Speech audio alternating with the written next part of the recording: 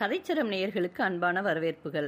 இன்று நாம் 1948களில் வெளிவந்த ராஜா மணி அல்லது ஓர் அபூர்வ மர்மம் என்ற துப்பறியும் நாவலை காண உள்ளோம். இதன் ஆசிரியரான ஆரணி குப்புசாமி முதலியார் ஏறத்தாழ 75 நாவல்களை எழுதியுள்ளார். அவற்றில் பெரும்பாலானவை துப்பறியும் நாவல்களே. அக்காலத்தில் நடுத்தர மக்களிடையே புத்தகம் படிக்கும் பழக்கம் பரவுவதற்கு இவரது எழுத்துக்கள் முக்கிய காரணமாக அமைந்தன. இவரது நாவல்களும் பெரும்பாலும் ஆங்கில நாவல்களை தழுவியே எழுதப்பட்டவை. அதிகாரம் 1. பூவுலகின் கண். இந்திரபுரி என்ற நகரம் எல்லா விஷயங்களிலும் முதன்மை வாய்ந்ததாக இருந்தது. இந்த இந்திரபுரியில்தான் நாம் இப்பொழுது கூறப்போகும் கதை நிகழ்கின்றது. இந்திரபுரி நகரில் ஒரு போலீஸ் ஸ்டேஷன் எதிரில் ஒரு ஞாயிற்றுக்கிழமை இருவர் சென்று கொண்டிருக்கிறார்கள். அவர்களில் ஒருவன் நமது துப்பறியும் சிங்கமாகிய ஆனந்த சிங்கின் நண்பனும் துப்பறியும் திறமையில் அவனுக்கு இரண்டாவதாக பெயர் பெற்றவனுமாகிய ஜெயசிங் என்பவன். அவர்கள் அந்த ஸ்டேஷனை கடக்கும் போது ஒரு ஸ்திரீ அதிலிருந்து வெளிவருவதை ஜெய்சிங் பார்த்தான். அவன் துப்பறிபவன் ஆதலால் அந்த மாதின் முகக்குறியை கண்டதும் இவள் ஏதோ விசேஷ சங்கதிக்காகவே போலீஸ் ஸ்டேஷனுக்கு வந்திருப்பாள் என்று உணர்ந்து கொண்டான். அவளை நெருங்கி மரியாதையோடும் அன்போடும், என்னம்மா, ஏன் இங்கு வந்தாய்? உனக்கு வேண்டுவதென்ன என்று வினவினான். அம்மாது மிக்க எச்சரிக்கையோடு நாற்புறமும் பார்த்து, எனக்கு வேண்டியது ஒரு சரியான துப்பறியுமால்தான். அதை பற்றி ஒன்றும் கூற எனக்கு பிரியமில்லை. கடந்த இரவு எங்கள் வீட்டிலிருந்து ஒரு பெண் காணாமல் போய்விட்டாள் என்று கூறி அதற்கு மேல் கூற முடியாமல் தடுமாற்றமுற்று பிறகு கடைசியில் அவளை கண்டுபிடிக்கக்கூடிய ஓர் ஆள் வேண்டும் என்று கூறினாள். ஜெய்சிங், ஒரு பெண்ணா காணாமல் போய்விட்டால்? எந்த மாதிரி பெண் என்று வினவினான். அம்மாது பதிலளிப்பதற்கு முன் அவனை உற்று நோக்கி, நீ மிக்க வாலிபனாக இருக்கிறாய். உன்னிலும் சற்று விவகாரம் உணர்ந்தவர்களாக இருந்தால் அவர்களிடம் நான் எதையும் கூற அனுகூலமாக இருக்கும் என்று கூறினாள். அந்த சமயம் தெய்வ சங்கல்பமாக ஆனந்த் சிங்கே அவ்வழியாக வந்து கொண்டிருந்தான். ஜெய்சிங் அவனை கண்டது மகிழ்ச்சியோடு கூப்பிட்டான். ஆனந்த் சிங் சற்றென்று திரும்பி தன் நண்பன் என்று கண்டதும் துரிதமாக அருகில் வந்து, என்ன சங்கதி, இம்மாது யார் என்று கேட்டான். அம்மாது ஆனந்த் சிங் கண்டவுடனேயே அவனிடம் நம்பிக்கை கொண்டாள். ஆனந்த் சிங்கை சற்று எட்ட அழைத்து சென்று குசு குசு என்று என்னமோ கூறினாள். ஜெய்சிங்குக்கு அது கேட்கவில்லை. ஆனந்த் சிங் முதலில் பாராமுகமாக கேட்பவன் போல காணப்பட்டான். பிறகு திடீரென்று அவன் தேகத்தில் ஒருவித அசைவு உண்டாயிற்று. அதனால் அவன் மனதில் விசேஷ கிளர்ச்சி உண்டாகி இருக்கிறது என்று ஜெய்சிங்குக்கு ஏதோ அனுபவத்தால் புலப்பட்டது. சரி, ஆனந்த் சிங்கின் மனதிற்கு பிடிப்பான ஏதோ விவகாரம் சிக்கியிருக்கிறது. இனி நாம் நழுவி விடலாம் என்று ஜெய்சிங் எண்ணினான். அந்த சமயம் ஸ்டேஷனில் இருந்து போலீஸ் மேலதிகாரி வெளியில் வந்து ஜெய்சிங்கை விழித்து, ஆனந்த் சிங்கைக்கு நான் அழைப்பதாக அவனிடம் கூறு என்றார். அவர் கூறியது ஆனந்த் சிங் செவியில் வீழ்ந்தது. அவன் துரிதமாக திரும்பி ஸ்டேஷனுக்குள் செல்லும் போது ஜெய்சிங்கை நெருங்கி, நீ ஒரு ஆணையிட்டுக் கொண்டு மாதின் கூட சென்று விஷயங்களை ஆராய்ச்சி செய். நான் வரவேண்டியது அவசியமாக இருந்தால் எனக்கு சொல்லி அனுப்பு. நான் இன்னும் 2 மணி நேரம் ஸ்டேஷனில் தான் இருப்பேன் என்று கூறிவிட்டு சென்றான். ஜெய்சிங்குக்கு 2ஆம் முறை கட்டளையிட வேண்டிய அவசியமே இல்லை. அவன் நாகலிங்கம் என்ற போலீஸ்காரனை அழைத்து கொண்டு அம்மாதின் அருகில் சென்று, நீ யார் வீட்டிலிருந்து வந்தாய்? நான் உன் கூட வந்து விஷயங்களை ஆராய்ச்சி செய்ய வேண்டும் என கூறினான். அம்மாது, அவர் அவ்வாறு கூறினாரோ என்று போலீஸ் பிரதம அதிகாரியிடம் பேசிக்கொண்டிருக்கும் ஆனந்த் சிங்கை சுட்டிக்காட்டிக் கொண்டே வினவினார். ஜெய்சிங் ஆம் என்றதும், அம்மாது, நான் 2வது தெருவில் 6வது எண்ணுள்ள பூபாலம் பிள்ளையின் வீட்டிலிருந்து வந்தேன் என்றாள். பூபால பிள்ளை என்ற பிரசித்தி பெற்ற பெயரை கேட்டதும் ஆனந்த் சிங்கிற்கு உண்டான மனக்கிளர்ச்சியின் காரணம் இன்னதென்று ஜெய்சிங்கிற்கு விளங்கிவிட்டது. அம்மாது ரகசியமாக கூறத் தொடங்கி, அங்குள்ள ஒரு பெண் தையல் வேலை செய்து கொண்டிருந்தவள் அதிசயமான விதமாக கடந்த இரவு காணாமல் போய்விட்டாள். எனக்கு மிக்க பயங்கரமாக இருக்கிறது. அவள் தன் அறையில் இருந்து கொண்டு போகப்பட்டிருக்கிறாள். ஆமாம், அவள் பலவந்தமாக கொண்டு போகப்பட்டிருக்கிறாள். அவள் சுயேட்சையாக சென்றவளே அல்ல. அவளை கண்டுபிடித்தே தீர வேண்டும். நான் என் வயோதிக தசையின் ஆதரவுக்காக சேமித்து வைத்திருக்கும் காசெல்லாம் அதற்காக செலவழித்தாலும் சரி என்று பிடிவாதத்தோடு மொழிந்தாள்.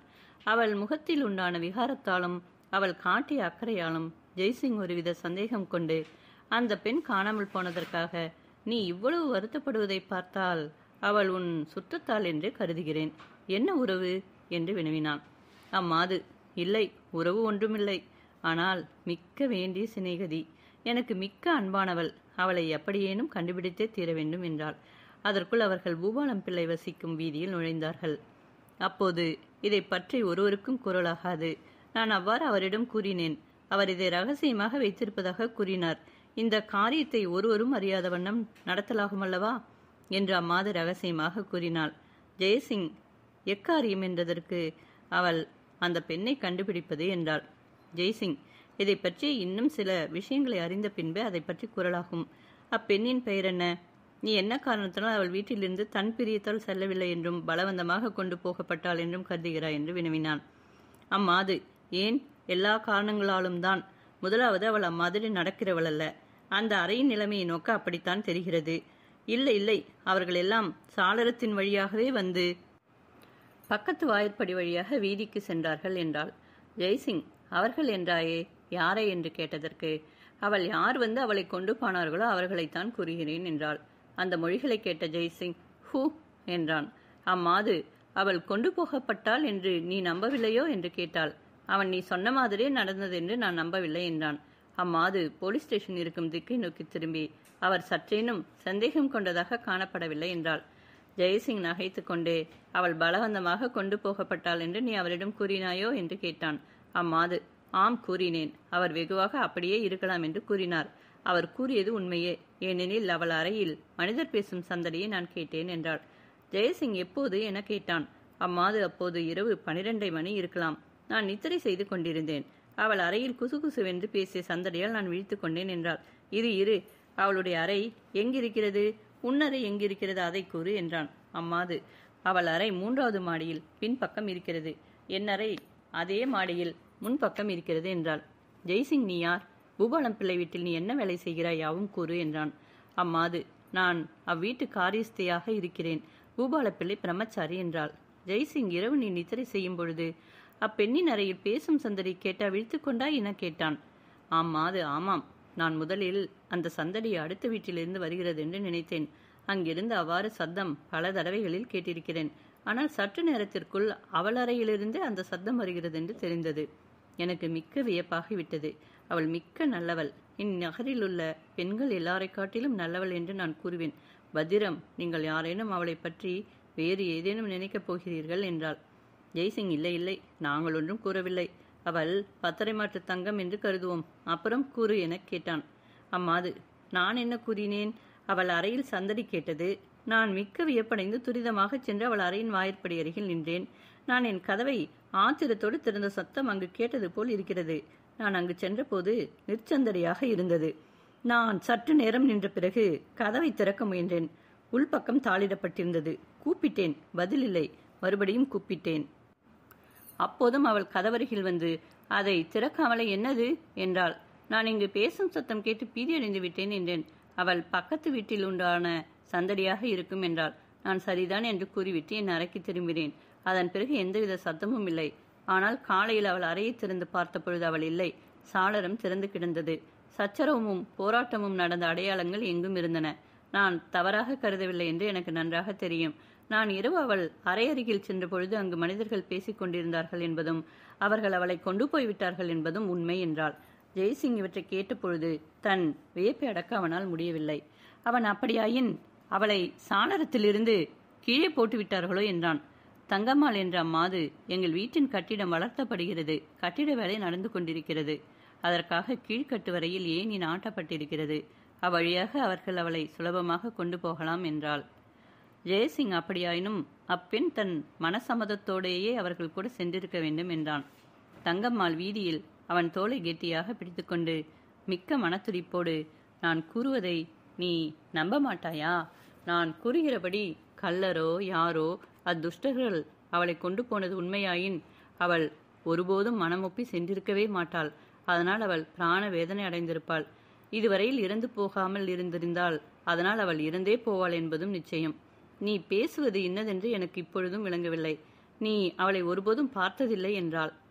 ஜெயசிங் அச்சமயம் தாங்கள் பேசுவதைக் கண்டு வீதியில் செல்லும் ஜனங்கள் தங்களை உற்று கவனிப்பதைக் கண்டு அவளை துரிதமாக நடத்து கொண்டே, அப்பெண் மிக்க அழகு வாய்ந்தவளோ என்று கேட்டான். தங்கம் அந்த கயல்வியை கேட்டதும் திடுக்கிட்டு விட்டாள். உடனே, எனக்கு தெரியாது. சிலர் அவள் அழகுள்ளவள் என்று கருதாமல் இருக்கலாம். அது பார்ப்பவர்களுடைய மனநாட்டத்தை பொறுத்தது என்றாள். அம்மொழிகளை கேட்டதும் ஜெய்சிங் மனதில் ஒருவித அபூர்வ உணர்ச்சி உண்டாயிற்று. காரணம் அவனுக்கே புலப்படவில்லை. அவள் குரலும் அவள் மனதிற்குள் என்னவோ சிந்தித்துக் கொண்டே பேசுவது போன்ற தோற்றமும் அவன் மனதில் ஒருவித சந்தேகத்தை உண்டாக்கிவிட்டது. இதனால் அவன் எப்படியாயினும் இவள் விஷயத்தில் சற்று கண்ணோக்கமும் எச்சரிக்கையும் வைத்து கொண்டே இருக்க வேண்டும் என்று தனக்குள் தீர்மானித்து கொண்டு மேலும் அவளை நோக்கி, இச்சங்கதியை பற்றி போலீஸ் ஸ்டேஷனுக்கு முதலில் நீ வந்து கூறும்படியான சந்தர்ப்பம் எப்படி நேர்ந்தது? பூபாலம் பிள்ளைக்கு இதை பற்றி ஒன்றும் தெரியாதோ என்று கேட்டான். அவ்வாறு கேட்டதும் அவள் முகம் சற்று கருத்தது. அவளுடைய மாதிரியில் சற்று மாறுதல் உண்டாயிற்று. அவள் பூபாலம் பிள்ளைக்கு இது தெரியும். அவர் காலை போசனம் அருந்தும் பொழுது நான் அவரிடம் இதை பற்றி கூறினேன். அவர் வேலைக்காரரை பற்றிய விஷயங்களில் சற்றும் சிரத்தை எடுத்துக் கொள்வதில்லை. இத்தகைய விஷயங்களை எல்லாம் அவர் என் பொறுப்பிலேயே விட்டுவிடுவது வழக்கம் என்றாள். அப்படியாய் நீ போலீஸ் ஸ்டேஷனுக்கு சங்கதி அறிவித்தது அவருக்கு தெரியாதோ? தங்கம்மாள் பீதியோடு, இல்லை இல்லை, நீங்கள் மட்டும் தயவு செய்து இதை பற்றி அவரிடம் கூறாமல் இருக்க வேண்டும். அவர் அதை அறிய வேண்டிய அவசியமில்லை. நான் உங்களை பின்பக்க வழியாக வீட்டிற்குள் அழைத்து செல்கிறேன். பூபாலம் பிள்ளை எந்த விஷயத்திலும் தலையிடும் சுபாவமுடையவரல்ல என்றாள். காலையில் நீ இப்பெண் காணாமல் போய்விட்டாள் என்று கூறிய பொழுது பூபாலம் பிள்ளை என்ன சொன்னார்? அவளுடைய பெயர் என்ன? அவள் பெயர் ராஜாமணி. பூபாலம் பிள்ளை காலை போசனம் செய்துவிட்டு பத்திரிகை வாசித்துக் கொண்டிருக்கையில் நான் இதை பற்றி கூறினேன். அவர் நிமிர்ந்து நோக்கி முகத்தை சுளித்துக் கொண்டு, இத்தகைய விஷயங்களை பற்றியெல்லாம் எனக்கு தொந்தரவு கொடாமல் நீ கவனித்துக் கொண்டு போக வேண்டும் என்றார் என்று மொழிந்தாள். ஜெய்சிங் அதோடு, நீ அச்சங்கதியை விட்டுவிட்டாயா என்று கேட்டான். தங்கம்மாள், ஆமாயா, அவரிடம் மறுபடியும் வார்த்தையாடுவதில் பயனில்லை என்றாள். ஜெய்சிங் பூபால பிள்ளையை பகிரங்க இடங்களில் பார்த்திருக்கிற வரையில் அவன் அதிகமாக பேசுகிறவன் அல்ல என்று அவனுக்கு தோன்றியது. இவர்கள் பூபால பிள்ளை வசிக்கும் மாளிகையை நெருங்கியதும் ஜெய்சிங் தன் கூட வரும் நாகலிங்கத்தை அடுத்த வீட்டண்டை நிறுத்திவிட்டு ஆனந்த் சிங் வரவேண்டியது அவசியமாயின் தான் சமிக்கை காட்டுவதாக அவனிடம் கூறிவிட்டு தங்கம்மாளை நோக்கி, பூபால பிள்ளைக்கு தெரியாமல் என்னை எப்படி உள்ளே அழைத்து செல்வாய் என்று கேட்டான். தங்கம்மாள், ஐயா, தாங்கள் பேசாமல் பின்பக்கம் இருக்கும் படிகளில் ஏறி என் கூட வாருங்கள். அவர் அதை கவனிக்க மாட்டார், பார்த்தாலும் ஒன்றும் கேட்க மாட்டார் என்றாள். வீட்டின் பின்புறம் சென்றதும் தங்கம்மாள் தன்னிடமிருந்த ஒரு சாவியால் அங்கிருந்த கதவை திறந்து ஜெய்சிங்கை உள்ளே அழைத்துச் சென்றாள். தங்கம்மாள் ஜெய்சிங்கின் உடனே 3வது மாடியின் பின்னறைக்கு அழைத்துச் சென்றாள். அவன் காணாமல் போன பெண் வசித்திருந்த அறைக்குள் சென்றதும் தன் தொழிலை தவிர மற்ற எல்லா விஷயங்களையும் மறந்துவிட்டான். அவன் அந்த அறையை கவனித்தான். அந்த அறை ஒரு சாதாரணமான தையல்காரி வசிக்கும் அறையாக புலப்படவில்லை. அறை மிக்க விசாலமாக இருந்ததோடு சுவர்கள் முழுமையும் மிக நேர்த்தியாக அலங்கரிக்கப்பட்டிருந்தன. அவற்றையும் அங்குள்ள சாமான்களையும் கண்ட ஜெய்சிங் வியப்படைந்தான். அதை கண்ட தங்கம்மாள், இந்த அறை எப்போதும் தையல் வேலைக்கு உபயோகப்பட்டு வந்தது. ராஜாமணி வந்த பொழுது நான் அவளுக்காக வேறொரு அறை ஆயத்தம் செய்வதை காட்டிலும் இதில் ஒரு படுக்கை மட்டும் அமைத்துவிட்டால் போதும் என்று கருதினேன். அவள் மிக்க நேர்த்தியான பெண்ணாதலால் இந்த அறையின் ஒழுங்கை கெடுக்கவில்லை என்றாள். ஜெய்சிங் யாவும் உற்று நோக்கினான். சில சிறு தொட்டிகளில் ரோஜா மலர்கள் வாடி கிடந்தன. ஒரு பக்கம் மேஜை மேல் எழுது கருவிகளும் 2-3 புத்தகங்களும் இருந்தன.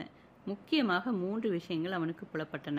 முதலாவது, இரவு அப்பெண் படுக்கையில் சயனித்திருக்கவில்லை என்று தெரிந்தது.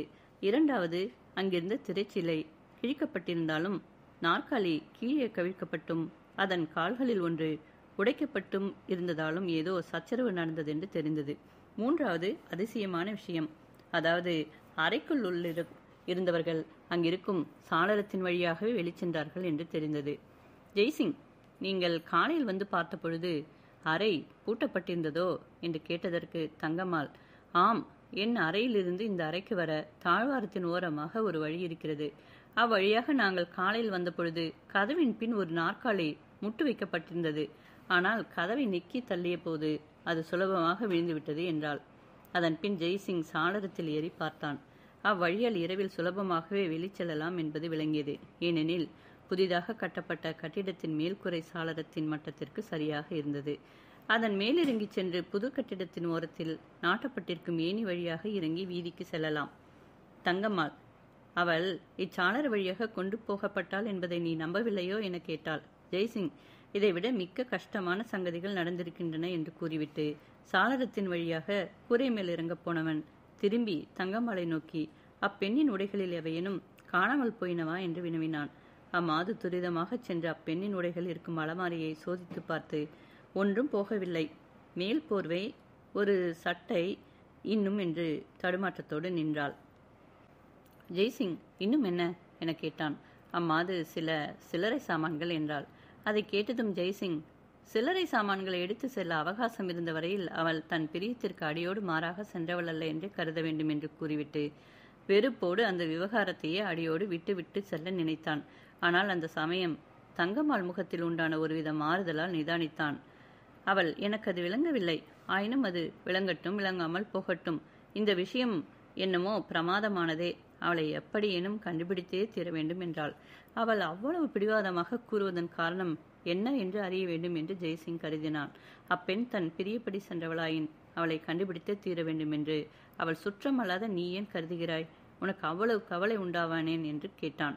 தங்கம்மாள், அவளை தேடி கண்டுபிடிப்பதால் நேரிடும் செலவை எல்லாம் நான் கொடுக்கிறேன் என்று கூறுவது போதாதா?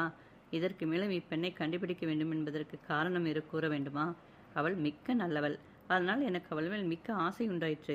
அவள் பலவந்தமாக கொண்டு போகப்பட்டிருக்கிறாள். அதனால் அவள் மிக்க மனவேதனையுடன் சொல்லொண்ணாத வியாகுலமே அடைந்திருப்பாள்.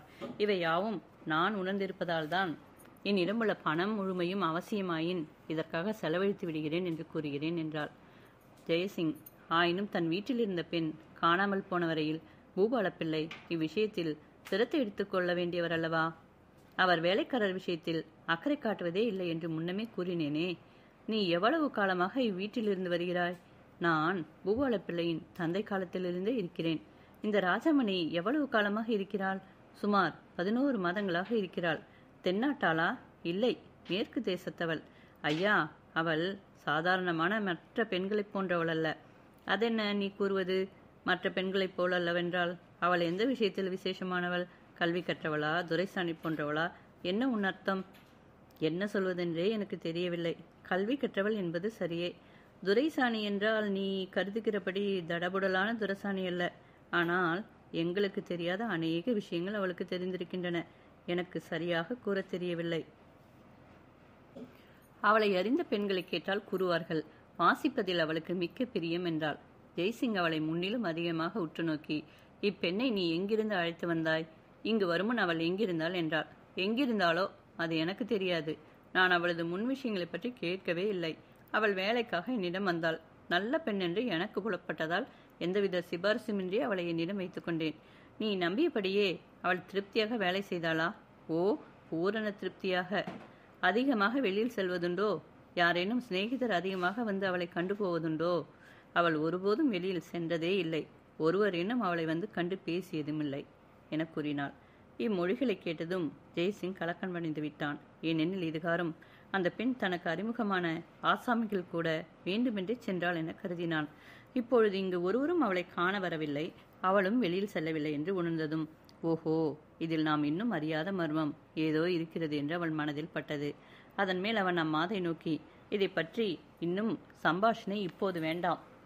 நான் முன்னே இப்பெண் இந்த சாளரத்தின் வழியாக தனியே சென்றாளா, யார் கூட வேணும் சென்றாளா என்பதை அறிய வேண்டும் என்று கூறிவிட்டு உடனே சாளர வழியாக கூரை மேல் சென்றான்.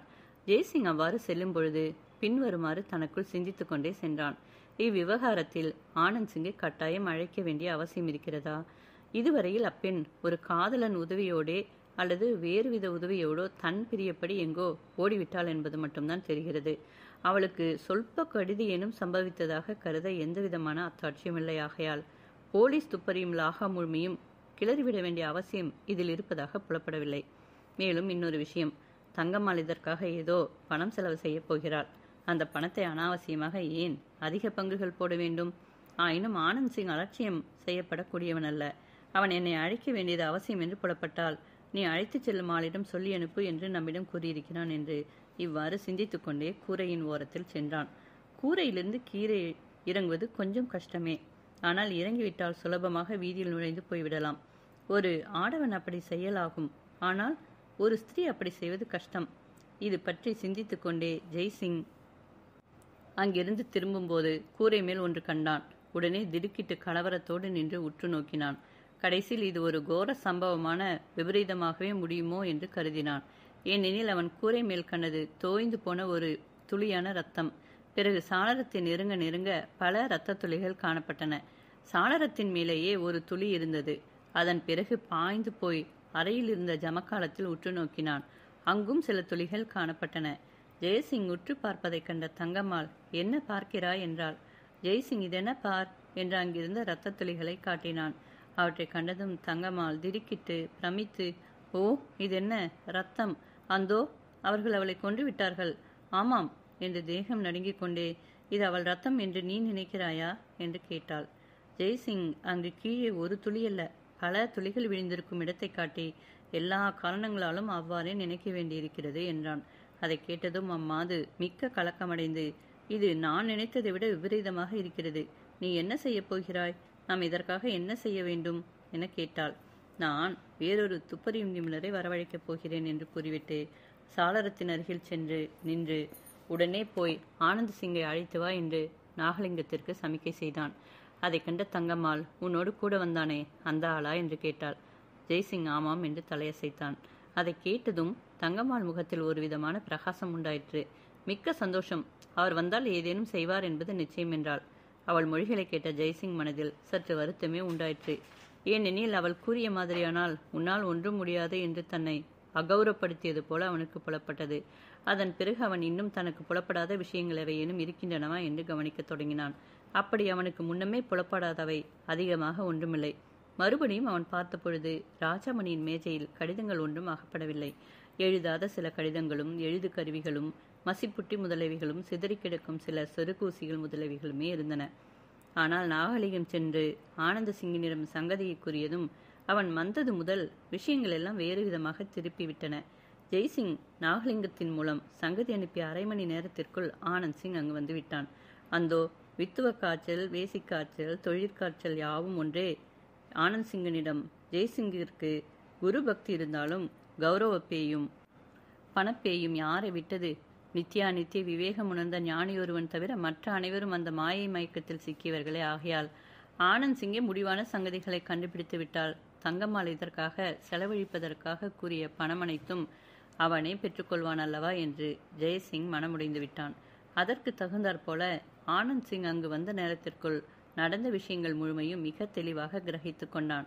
ஆனந்த் சிங் யாவும் கேட்டுக்கொண்டதும் ராஜாமணியின் அறையில் அதிக நேரம் நிற்காமல் சட்டென்று கீழிறங்கி வந்து தங்கம்மாளை நோக்கி, இருக்கட்டும், அப்பெண் எப்படி இருப்பாள்?